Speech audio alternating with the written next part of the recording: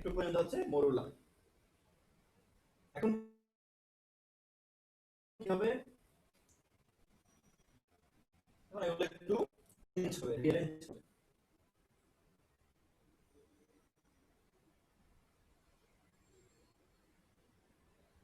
ভাই আটকাচ্ছে নাকি?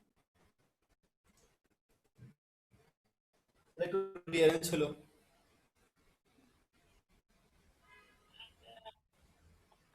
জিনিসটা আমি এখানে গোলাকার রাখছি, কিন্তু জিনিসটা তো গোলাকার না, এটা ফুটবলের মতো।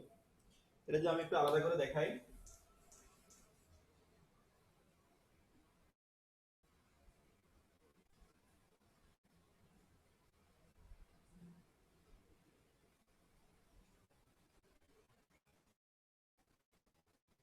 চিন্তা করো একটা ফুটবল এভাবে কেটে দিই, তাহলে এখানে অনেকগুলো কোষ আছে, এখানে পুরোটা জুড়ে সব কোষ, ঠিক আছে, পুরোটা জুড়ে সব কোষ। কোষকে আমি কি বলবো, ব্লাস্টো, আমি সংক্ষেপে ব্লা মানে ব্লাস্টো, ব্লাস্টো মেয়ার। আর কোষগুলো হচ্ছে ব্লাস্টো মেয়ার, প্রাচীরটা হচ্ছে ব্লাস্টোডাম, কোষগুলো হচ্ছে ব্লাস্টোমিয়ার। মাঝখানে ফাঁকা জায়গাটা কি হবে তাহলে,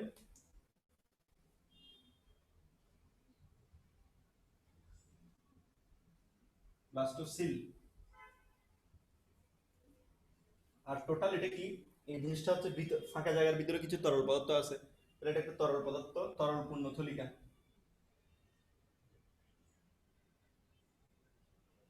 ব্লাস্টোসিস্ট, সবগুলো মিলে হচ্ছে ব্লাস্টোসিস্ট।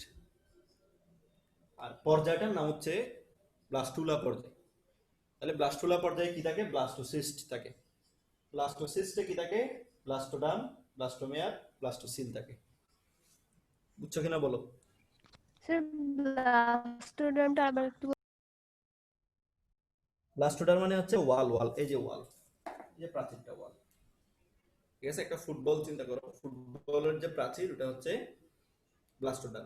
আর ফুটবলের প্রাচীরটাতে এমন না হয় অনেকগুলো কোষ, কোষ দিয়ে তো পুরো টোটাল প্রাচীরটা গড়ে দেয়, যে কোষগুলো হচ্ছে মেয়ার, আর ওয়ালটা হচ্ছে ব্লাস্টো। দুইটা মিলে আমরা যেহেতু একটা থলি ভিতরে ফাঁকাওয়ালা একটা থলি, এটাকে বলে আমরা ব্লাস্টোসিস্ট। সিস্ট মানে থলি। আর ব্লাস্টোসিস্ট কোথায় থাকে, ব্লাস্টুলা পর্যায়ে থাকে। ব্লাস্টোসিস্ট কোথায় থাকে, ব্লাস্টুলা পর্যায়ে থাকে। ক্লিয়ার। জি স্যার।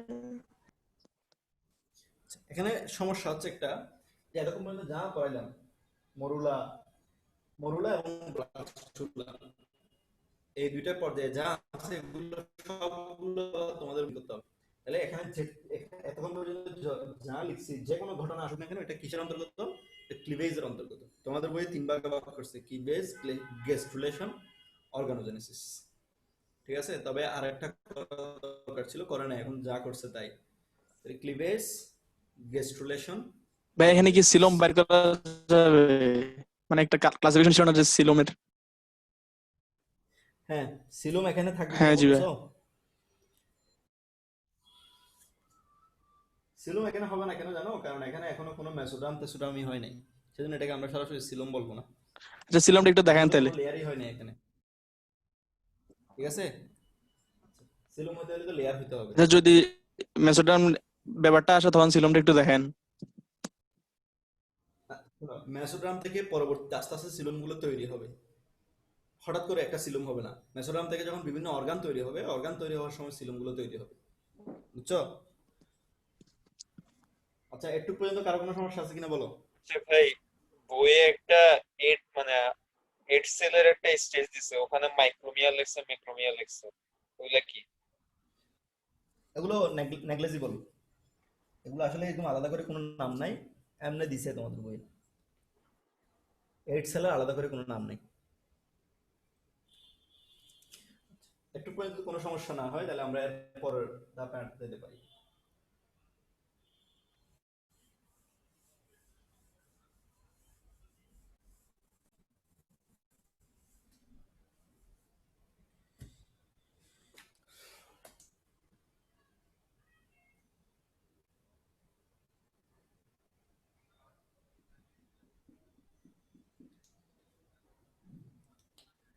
এটা ধরো আমি একটু সরল চিত্র আঁকছি এখন।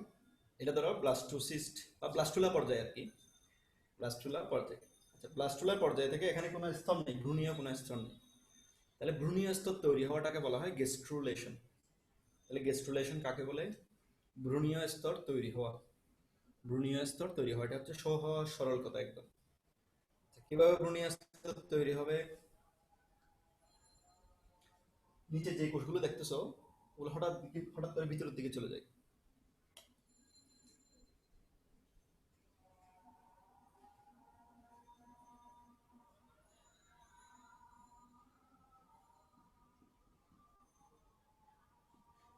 এখন এরকম হঠাৎ করে ভিতরের দিকে চলে যায় কেন?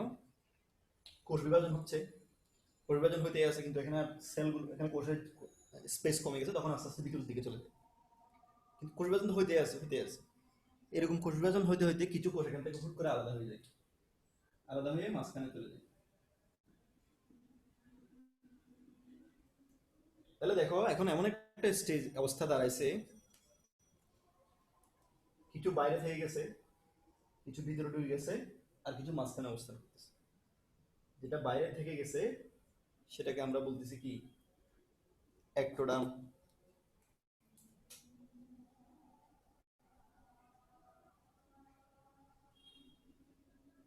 যেটা ভিতরে ঢুকে গেছে সেটাকে আমরা বলতেছি অ্যান্ড্রোডার্ম। আর যেটা মাঝখানে থেকে গেছে সেটাকে আমরা বলতেছি মেসোডার্ম। আরো কিছু কথা আছে, একটু পরে বলতেছি, আগে একটু বুঝছো কিনা বলো। জি ভাইয়া। ভাই অ্যাক্টোডার্মটাই তো ভিতরে ঢুকে অ্যান্ড্রোডার্ম হয়ে গেছে এরকম। হ্যাঁ, মানে আসলে প্রথমে তো অ্যাক্টোডার্ম অ্যান্ড্রোডার্ম নামে কিছু ছিল না, প্রথমে যেগুলো ছিল জাস্ট ব্লাস্টোমিয়ার। তো কিছু ব্লাস্টোমিয়ার বাইরে হয়ে গেছে, সেগুলো অ্যাক্টোডার্ম। কিছু ব্লাস্টোমিয়ার ভিতরে ঢুকে গেছে, সেটা অ্যান্ড্রোডার্ম। কথা বুঝছো? জি ভাই।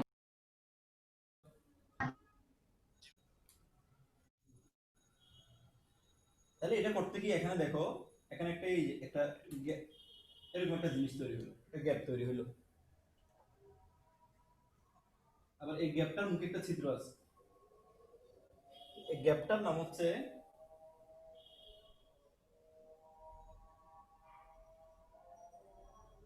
আর এই ছিদ্রটার নাম হচ্ছে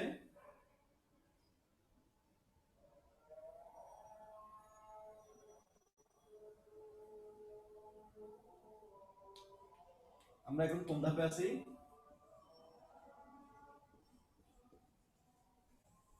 গেস্ট্রুলা ধাপে আছি। তাহলে গেস্ট্রুলা ধাপে কি কি থাকে? তিনটা ভ্রূণীয় স্তর থাকে, একটা খাদ্য গহ্বর থাকে যেটার নাম হচ্ছে আর্কেন্টারন, আর একটা ব্লাস্টোপোর থাকে যেটা হচ্ছে খাদ্য গহ্বরটা বাইরের সাথে বাইরে উন্মুক্ত হয় ব্লাস্টোপোর দিয়ে। ব্লাস্টুলার অংশ, কিন্তু এটা এখানে আসলে কি গেস্ট্রুলার অংশ। ব্লাস্টোডার্মটা আছে?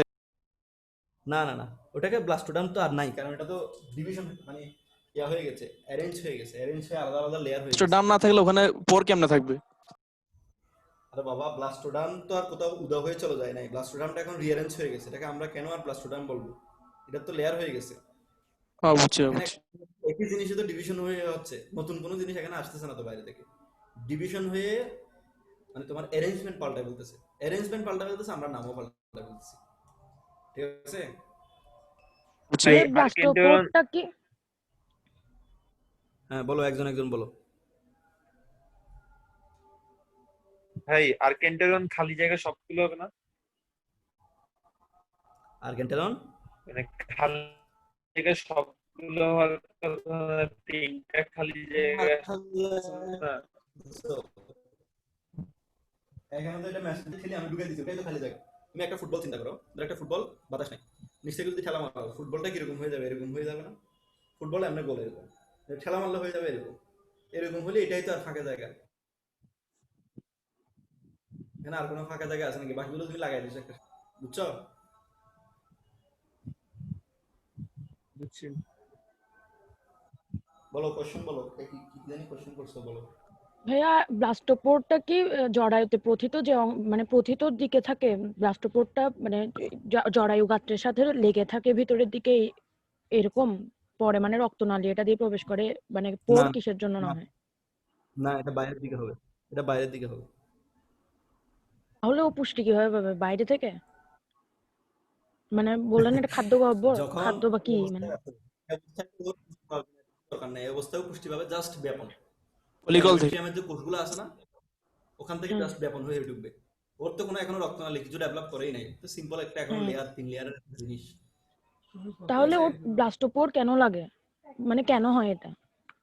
ব্লাস্টোপোর হচ্ছে খাদ্য, এটা যে আর্কেন্টারন, আর্কেন্টারন একটা ওপেনিং, কারণ আর্কেন্টারন এটা কোনো বদ্ধ না, এটা ওপেন। এবং এই আচ্ছা, আর্কেন্টারনটাই পরবর্তীতে যে তোমার কি বলে আমাদের খাদ্যনালী পরিপাক নালীর ভিতরের দিকে ফাঁকা কেন, আর্কেন্টারনটা থাকার কারণেই ফাঁকা। ব্লাস্টোপোর। ঠিক আছে। আচ্ছা, আচ্ছা, বুঝছি। ভিতরে তার হ্যাঁ, বলে গহ্বর আছে। তার মানে কি মুখটা বাক্কাল ক্যাভিটি, মানে মুখ গহ্বর, ব্লাস্টোপোর্টটা। হ্যাঁ, এটা থেকে আস্তে আস্তে পরবর্তীতে মুখ গহ্বর হবে, লাইন ধরে, সিরিয়াল ধরে।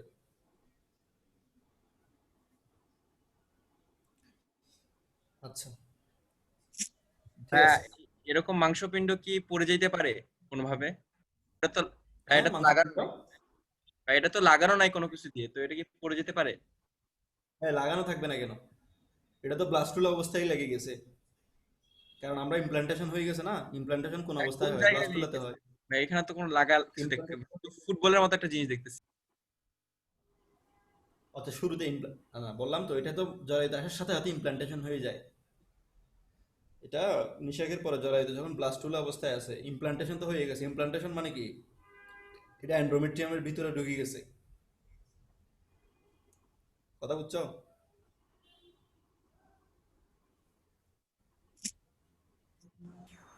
স্যার আর কোনো সমস্যা আছে পাইলছিদ্রের কারো? স্যার ব্লাস্টোপোরটা কি পরবর্তীতে পাইলছিদ্র হয়ে যায়? না না, এটা এটা সামনের দিকে থাকবে। বায়ুছিদ্র অন্য প্রক্রিয়ায় তৈরি হয়।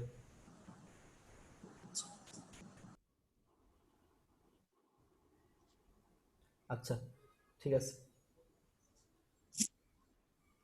এরপর আসো অর্গানোজেনেসিস। অর্গানোজেনেসিস থেকে, অর্গানোজেনেসিস মানে কি? অর্গান তৈরি হওয়া। প্রত্যেকটা অর্গান কিভাবে তৈরি হয়? প্রত্যেকটা অর্গানের শুরুর সিস্টেমটা সেম। ছোট্ট একটা মুকুল হয়, এই মুকুলটা আস্তে আস্তে ডেভেলপ করে। তো তোমাদের বইয়ে লেখা আছে দেখো, অর্গানিক রুডিমেন্ট, বাংলায় কি জানি বলে এটাকে। আচ্ছা, অঙ্গকুড়ি। অঙ্গকুড়ি। ঠিক আছে, অঙ্গকুড়ি। প্রথমে একটা অঙ্গকুড়ি হয়, সেখান থেকে প্রাইমারি অঙ্গকুড়ি হয় এবং সেটা পরবর্তীতে পূর্ণাঙ্গ অঙ্গ হয়। ঠিক আছে। প্রত্যেকটা অঙ্গ শুরুতে একটা ছোট্ট একটা কুড়ি, যেমন একটা হাত, শুরুতে কি হয় ছোট্ট একটা কুড়ির মতো হয়, 20 বছরে কুড়ির মতো বের হয়, এরপর আস্তে আস্তে এটা বাড়তে থাকে। তো পর্যায়ক্রমে এটা প্রাইমারি, সেকেন্ডারি, এরপর পূর্ণাঙ্গ হয়। ঠিক আছে। এখন আসো এর চেয়ে বেশি তোমাদের লাগবে না। ডেভেলপমেন্টের স্পেসিফিক স্পেসিফিক সিস্টেম আছে। ঠিক আছে। ভাই সিলমটা একটু দেখা দিতেন আচ্ছা, এখন একটু। আরে বেটা, সিলুম তো এখানে স্পেসিফিক দেখাতে পারবো না। সিলুম যখন অর্গানগুলো তৈরি হবে, যেমন ধরো হার্ট যখন তৈরি হচ্ছে, হার্ট একটা কেভিটির ভিতরে হার্ট ঢুকে যাবে, ওই যে কেভিটিটা যেমন পেরিকার্ডিয়াম হিসেবে কাজ করবে, ওটা একটা সিলোমিক স্পেস। লাং যখন তৈরি হবে, লাং এর বাইরে একটা মেমব্রেন থাকবে, ওটা একটা সিলোমিক স্পেস। সিলোম গুলো এরকম একবারে না, মানে মানে একটা একটা স্পেসের স্পেস, ব্রুনের ডেভেলপমেন্টের এক একটা পর্যায়ে এক একটা সিলোমিক স্পেস তৈরি হবে। এবং এটা হলে একসাথেও হয় না, এক একটা এক এক সময়, এক একটা এক এক উইকসে হবে। বুঝছো?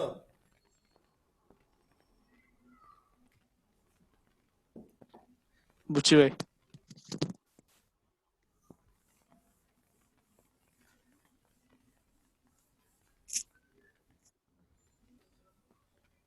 সবচেয়ে ইম্পর্টেন্ট যে জিনিসটা এখন, ভ্রূণীয় স্তরের পরিণতি, কোন স্তর থেকে কি ডেভেলপ হয়।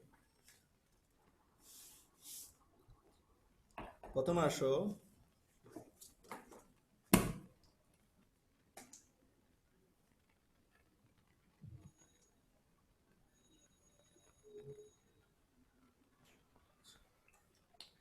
তোমরা, এই জিনিসগুলো আমি, যেহেতু এখানে অনেকগুলো, তো এটা আমি কোনো ছন্দ হবে যে এগুলো না দিয়ে কম করানোর চেষ্টা করতেছি তোমাদেরকে। প্রথমে দেখো, একটোডাম মানে সবচেয়ে বাইরের স্তর। এখন আমাদের শরীরের সবচেয়ে বাইরের স্তরের নাম কি বলতো? ত্বক। স্কিন। বাইরের স্তরের নাম কি? স্কিন। ত্বক।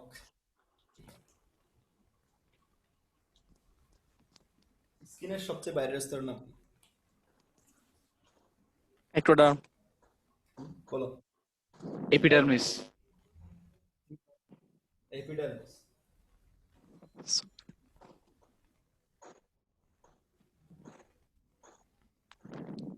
তাহলে স্কিনের সবচেয়ে বাইরের স্তর এপিডার্মিস, সেজন্য এটা একটোডার্ম। এখন আসো, এপিডার্মিসের সাথে যদি আর কিছু থাকে, ধরো একটা গ্রন্থি, সেটার অবস্থান এপিডার্মিসে। কিন্তু আমরা জানি গ্রন্থি নর্মালি অ্যান্ডোডার্ম থেকে তৈরি হয়। ধীরে সুস্থ শোনো, এটা গ্রন্থি নর্মালি অ্যান্ডোডার্ম থেকে তৈরি হয়। কিন্তু এমন একটা গ্রন্থি যদি থাকে যার অবস্থান এপিডার্মিসে, এমন একটা গ্রন্থি যদি থাকে যার অবস্থান এপিডার্মিসে, তাহলে সেই গ্রন্থিটা এপিডার্মিস যেখান থেকে, যেহেতু এপিডার্মিসের সাথে থাকে, তাহলে এপিডার্মিস যেখান থেকে আসছে সেই গ্রন্থিটাও সেখান থেকে আসবে। তাহলে এমন কিছু গ্রন্থির নাম বলতে পারি আমরা এপিডার্মিসের সাথে রিলেটেড।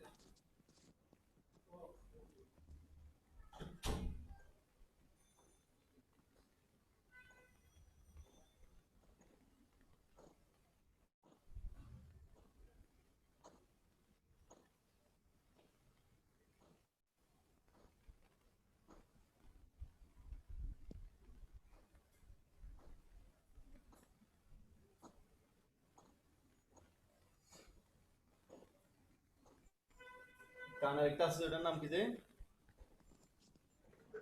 সিরোমিনাস গ্ল্যান্ড।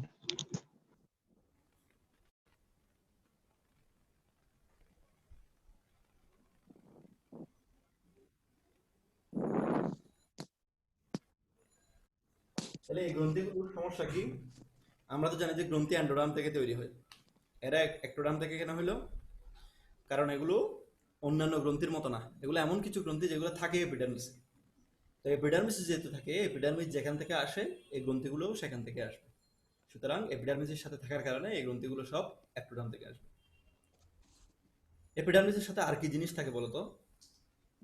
চুল, নখ, লোম। দাঁত। শিং, খুর, ঠিক আছে? এই ধরনের যে জিনিসগুলো যেগুলো এপিডার্মিসের অংশ, সেগুলো এপিডার্মিস থেকে আসবে, কারণ এগুলো তো এপিডার্মিসেরই রূপান্তরিত অংশ। তাহলে এগুলো আমি আলাদা করে বলতেছি না, চুল, নখ, তারপর হচ্ছে শিং, খুর, এই যত কিছু আছে, ঠিক আছে? এরপরে আসো, ধরো তোমাকে আমি একটা চিমটা দিলাম, এপিডার্মিসে একটা চিমটা দিলাম, চিমটা দিলাম এপিডার্মিসে, অথচ তুমি ব্যথা পাইছো। তার মানে ব্যথা পাওয়াটা তো স্নায়ুতন্ত্রের ফাংশন, অথচ আমি চিমটাটা দিছি এপিডার্মিসে। এপিডার্মিসে ব্যথা দিয়ে স্নায়ুতন্ত্রের ফাংশনটা পাইলাম।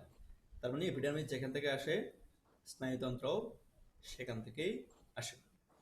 এপিডার্মিস যেখান থেকে আসে স্নায়ুতন্ত্র সেখান থেকে আসে। তাহলে 2 নম্বর কি?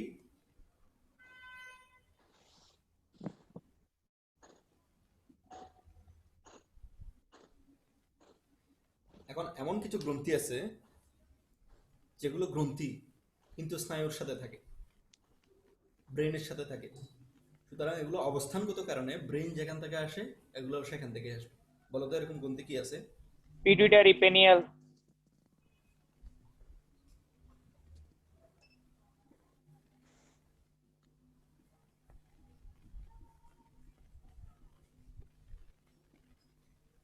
পিটুইটারি এবং পিনিয়াল, এগুলো গ্রন্থি কিন্তু এগুলো প্রত্যেকে ব্রেনের সাথে থাকে। সুতরাং ব্রেন যেখান থেকে আসবে এগুলোও সেখান থেকেই আসবে। তারপর আসো চোখ। চোখ জিনিসটা কি? চোখ কিভাবে তৈরি হয়েছে সেটা একটু সংক্ষেপে বলি। চোখ হচ্ছে, ধরো এটা ব্রেন। भाई ब्रेन की एक्टोडार्म। ব্রেন কিসের অংশ? কোন তন্ত্রের অংশ? स्नायुतंत्र। अच्छा ठीक है বুঝছি। ঠিক আছে, ধরো ব্রেন থেকে এরকম একটা ছোট্ট এরকম একটা জিনিস বের হলো, এরকম একটা ছোট্ট জিনিস বের হলো, এটা দেখা গেছে তার আস্তে আস্তে লম্বা হয়ে যায়, লম্বা হয়ে হাড্ডির ভিতরে ঢুকে যায়। এটার নামে হচ্ছে চোখ। তাহলে চোখ কোত্থেকে বের হইলো? ব্রেন থেকে বের হইলো। হইলো কোত্থেকে? ব্রেন থেকে। সেজন্য স্নায়ুতন্ত্র ব্রেন যেখান থেকে, চোখও সেখান থেকে আসবে। আমাদের কানের কোন অংশে স্নায়ু থাকে বলো তো? মধ্যকর্ণ। মূলকর্ণ, মধ্যকর্ণ, অন্তকর্ণ মধ্যে কোন Internal ear. অন্তকর্ণ অন্তকর্ণ দ্বারা অন্তকর্ণে যেহেতু স্নায়ু থাকে, অন্তকর্ণ থেকে আসবে, স্নায়ু থেকে আসবে। তাহলে স্নায়ু দিয়ে আমরা মোটামুটি অনেকগুলো কভার করলাম।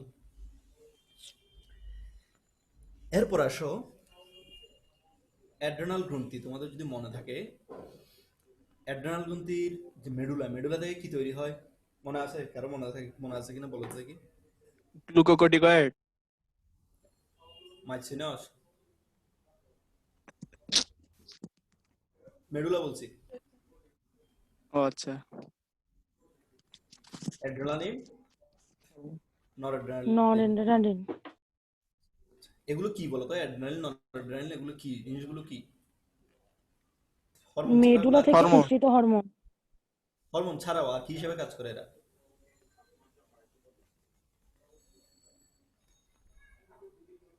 মার বলে না। উত্তেজক। কিসে খাদ্য মানে গ্লাইকোজেনোলাইসিস এগুলোতে সাহায্য করে। আচ্ছা। ভাই বুঝি নাই। নিউরোট্রান্সমিটার হিসেবে কাজ করে। Neurotransmitter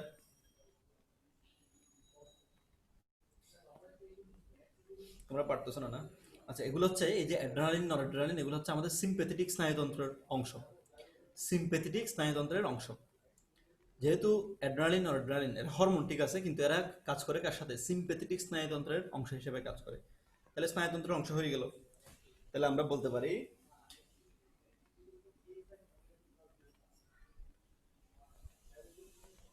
adrenal medulla.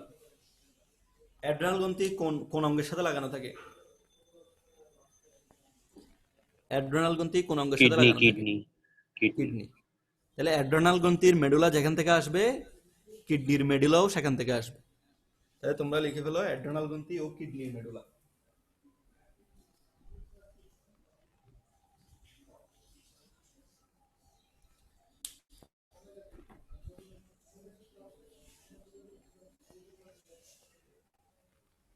এরপরে আসো দাঁত। দাঁত কিন্তু একটা স্বতন্ত্র জিনিস। এবার আমরা যখন মেডিকেল সায়েন্সে পড়ি, দাঁতের জন্য আলাদা কোর্স আছে, এমবিবিএস হচ্ছে সবকিছু, আর দাঁত আলাদা কোর্স। তাহলে দাঁতেরটা আমাদেরকে আলাদা করে আলোচনা করতে হবে।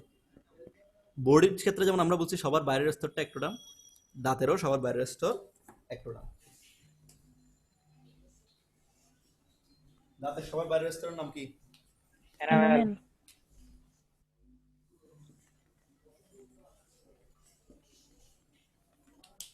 এবার আসো পরিপাকতন্ত্র।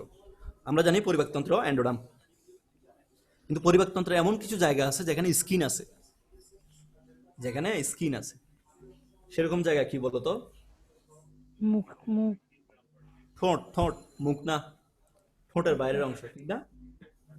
ঠোঁট এবং পায়ুর আবরণ, এখানে স্কিন আছে। যদিও এগুলো পরিপাকতন্ত্রের অংশ, কিন্তু স্কিন থাকার কারণে, ওই যে স্কিন থাকার কারণে এটা কি হয়ে গেল?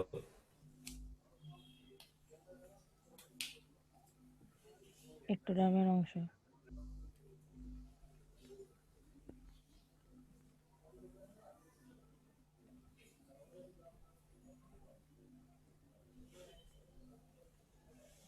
ঠোঁট এবং পায়ুর আবরণ।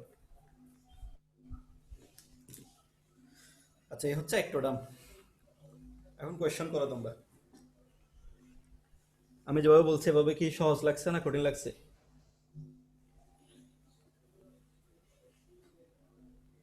সহজ। ভাই কোনো নেমোনিক আছে?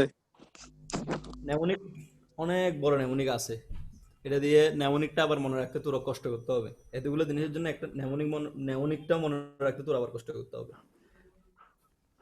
ভাইয়া, সেজন্য আমি মনে করি এটা, হ্যাঁ বলো। জিহ্বাটাকে কি বলবো? এটা কি ত্বক? জিহ্বাটা বড়। না, জিহ্বা ত্বক না। ঠিক আছে, জিহ্বাতে মাংসপেশি আছে, এটা তো সবাই জানো। তো ওটা কি একটোডামে আসবে? মাংসপেশি কোথায় থাকে? মেসোডামে থাকবে। আচ্ছা ওটা আসতেছি, পরে আসতেছি। এখন অ্যাক্টোডার্ম আমি আরেকবার একটা রিভাইজ দিচ্ছি। অ্যাক্টোডার্ম দুইভাবে মনে রাখবা। প্রথম হচ্ছে শরীরের বাইরের অংশ, স্কিন, আবার স্কিনের বাইরের অংশ এপিডার্মিস। সেজন্য এটা অ্যাক্টোডার্ম থেকে আসবে। এপিডার্মিস যেহেতু আমরা কোন একটা টাচ বা পেইন দিলে এটা আমরা স্নায়ুতন্ত্র অনুভূত হয়, সুতরাং এপিডার্মিস যেখান থেকে আসছে স্নায়ুতন্ত্র সেখান থেকে আসছে। আর দাঁত হচ্ছে আলাদা জিনিস, সুতরাং দাঁতেরটা আলাদা করে বলতে হবে। তাহলে তিনটা বেসিক পয়েন্টে আসবো আমরা: স্কিনের এপিডার্মিস, স্নায়ুতন্ত্র, দাঁত। দাঁতের ক্ষেত্রে এনামেলটা হবে। স্কিনের ক্ষেত্রে স্কিনে কিছু গ্রন্থি থাকে, ত্বকে কিছু গ্রন্থি থাকে। ত্বকের এই গ্রন্থি তো আমরা জানি যে অ্যান্ডোডার্ম থেকে আসার কথা, কিন্তু ত্বক স্কিনের এপিডার্মিসে যে গ্রন্থিগুলো থাকে সেগুলো যেহেতু এপিডার্মিসে আছে, সুতরাং সেগুলো এপিডার্মিস যেখান থেকে আসে সেখান থেকেই আসবে। তাহলে এপিডার্মিসে কি গ্রন্থি আছে এটা এমনি বলতে পারো তোমরা: ঘাম গ্রন্থি, সিবেসিয়াস গ্রন্থি, যেগুলো ত্বকের সাথে রিলেটেড আর কি, সিরোমিনাস গ্রন্থি, একটা হচ্ছে স্তন গ্রন্থি। তাহলে যেহেতু এগুলো এপিডার্মিসের সাথে রিলেটেড, সুতরাং এপিডার্মিস যেখান থেকে আসে এগুলো সেখান থেকে আসবে। আর এপিডার্মিসের সাথে আর কি থাকে? নখ, চুল, এই ধরনের শিং, খুর, অন্যান্য প্রাণীর ক্ষেত্রে এগুলো এপিডার্মিসের অংশ, সুতরাং এপিডার্মিস যেখান থেকে আসবে এরাও সেখান থেকে আসবে। এরপরে স্নায়ুতন্ত্র রিলেটেড, এখানেও প্রথম গ্রন্থি, এমন দুইটা গ্রন্থি আছে যেগুলো ব্রেনের সাথে রিলেটেড, যেগুলো নার্ভাস সিস্টেমের অংশ হয়ে গেছে। তাহলে স্নায়ুতন্ত্র যেখান থেকে আসে গ্রন্থিগুলো সেখান থেকে আসবে। তারপর কানের অন্তঃকর্ণের মধ্যে পুরোটাই স্নায়ুর কোষ দিয়ে তৈরি, তাহলে সেহেতু অন্তঃকর্ণও কোত্থেকে আসবে? স্নায়ুতন্ত্র যেখান থেকে আসে সেখান থেকে আসবে। চোখটা তো ব্রেনের সামনে থেকেই তৈরি হয়েছে, সুতরাং ব্রেন যেখান থেকে আসে চোখও সেখান থেকে আসবে। তারপর বাকি থাকলো অ্যাড্রেনাল। অ্যাড্রেনাল থেকে কি তৈরি হয়? অ্যাপিনেফ্রিন, অ্যাড্রেনালিন, নরঅ্যাড্রেনালিন। এগুলো কি সিম্প্যাথেটিক স্নায়ুতন্ত্রের সাথে কাজ করে, সুতরাং স্নায়ুতন্ত্র হওয়ার কারণে এরাও অ্যাক্টোডার্ম থেকে আসবে। তাহলে অ্যাড্রেনালের মেডুলা যদি স্নায়ুতন্ত্র হয়, অ্যাড্রেনাল যে অঙ্গের সাথে লাগানো আছে কিডনি, সেটার মেডুলা স্নায়ুতন্ত্র হবে। আর পরিপাকতন্ত্রের সাথে রিলেটেড কিন্তু স্কিন আছে, ত্বক আছে, যেমন ঠোঁটের বাইরে একটু স্কিন আছে, পায়ের আবরণে স্কিন আছে, সুতরাং ত্বক থাকার কারণে এগুলো পরিপাকতন্ত্রের সাথে রিলেটেড হইলেও, পরিপাক নালীর সাথে রিলেটেড হইলেও ত্বক থাকার কারণে এগুলো কোথেকে আসবে? অ্যাক্টোডার্ম থেকে আসবে। তাহলে এভাবে তোমরা অ্যাক্টোডার্ম গুলো মনে রাখবা। নিউমোনিক দিয়ে এগুলো মনে রাখাটা এটা বুদ্ধিমানের কাজ হবে না আর কি। এখানে অনেকগুলো জিনিস আছে, এতগুলো জিনিস তুমি কি নিউমোনিক বানাবা এতগুলো জিনিস দিয়ে? ঠিক আছে, নিউমোনিকটাও দেখবা যে এটা কোনো কাজের নিউমোনিক হবে না, বানাইলেও কোনোভাবে এমনি ভাই এবড়ো হয়ে যাবে। হুম। ভাই কিডনি কোত্থেকে আসে? কিডনি, কিডনি দুটো অংশ, কর্টেক্স এবং মেডুলা। ঠিক আছে, মেডুলাটা এখানে বলছি, আর কর্টেক্সটা আমরা ইয়াতে বলবো, এন্ডোডার্মে বলবো। ঠিক আছে, সরি মেসোডার্মে বলবো। আচ্ছা এটা বুঝছো কিনা সবাই? আচ্ছা ভাইয়া, একুডার্মে কোনো মাসেল থাকে? এখানে লেখছে সমগ্র স্নায়ুতন্ত্র কিছু পেশি বলতে লেখছে। কিছু পেশিটা তোমরা মাথায় না নাও, কিছু কিছু পেশি আছে যেগুলো স্নায়ুতন্ত্রের সাথে রিলেটেড, যেমন সিলিয়ারি পেশি। ঠিক আছে, সিলিয়ারি পেশি এটা স্নায়ুতন্ত্রের সাথে রিলেটেড, তো তোমাদের লাগবে না আর কি, ওটা ইগনোর করতে পারো। তো না, এগুলো হচ্ছে স্বাভাবিক গুলো বলছি, এখানে অনেক ইনস আউটস ব্যতিক্রম আছে, এগুলো তোমাদের লাগবে না, তোমরা শুধু সোজাতে যেগুলো আসে সেগুলো মনে রাখবে।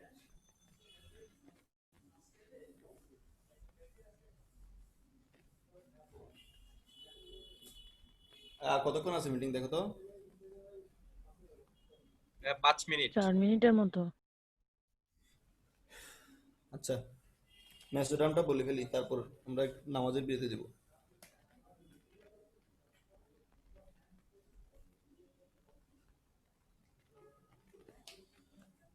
প্রথমে মেসোডাম একদম সোজা।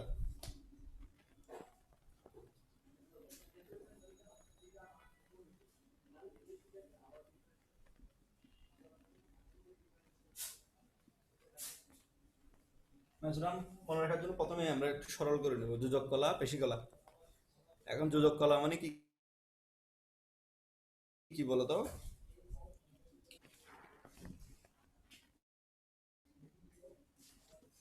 রত্ন,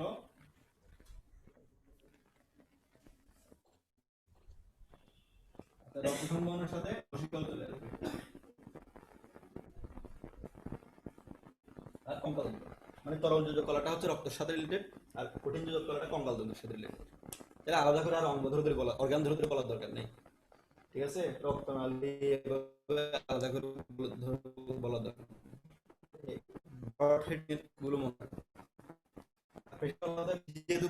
আলাদা করে কোন পেশি ভাই কথা ভাঙা ভাঙা আসতেছে স্বীকৃতি সব ভাই আটকে যাচ্ছে বাইরে কিছু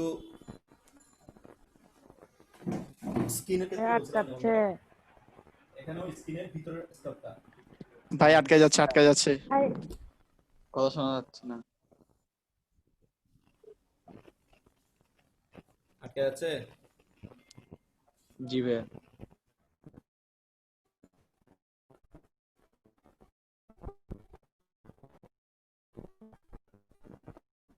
এখন ঠিক না ভাই না ভাইয়া। আছে কিনা না ভাইয়া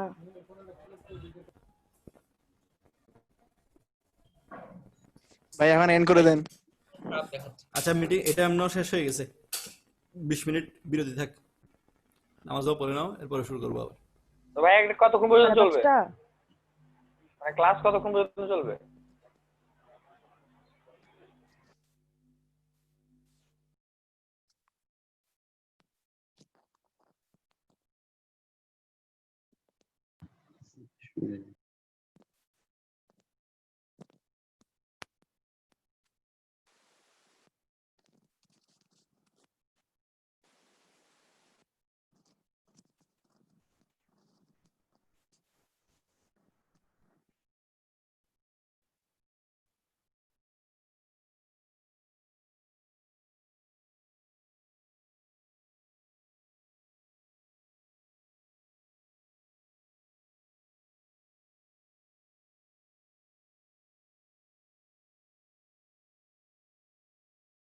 দিচ্ছি 20 মিনিট